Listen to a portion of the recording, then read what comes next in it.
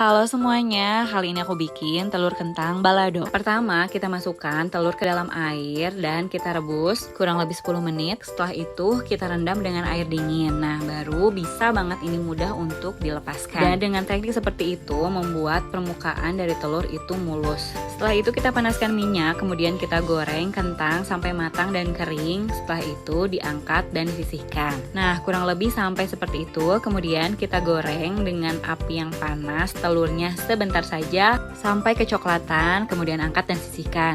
Selanjutnya kita haluskan perbumbuan bawang merah, bawang putih, cabai merah keriting, dan cabai merah besar.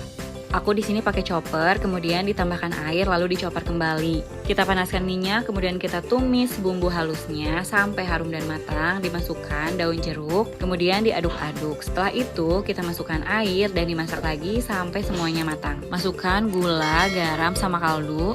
Diaduk kembali, setelah itu kita masukkan telur dan kentang gorengnya. Setelah itu kita aduk rata dan kita masak sampai bumbunya meresap. Jangan lupa dikoreksi rasa, bila rasanya sudah enak maka kita angkat dan sajikan. Ini kalau kecium ya aromanya wangi banget. Tipe yang pedasnya juga sopan, pokoknya enak banget, gurih. Selamat mencoba.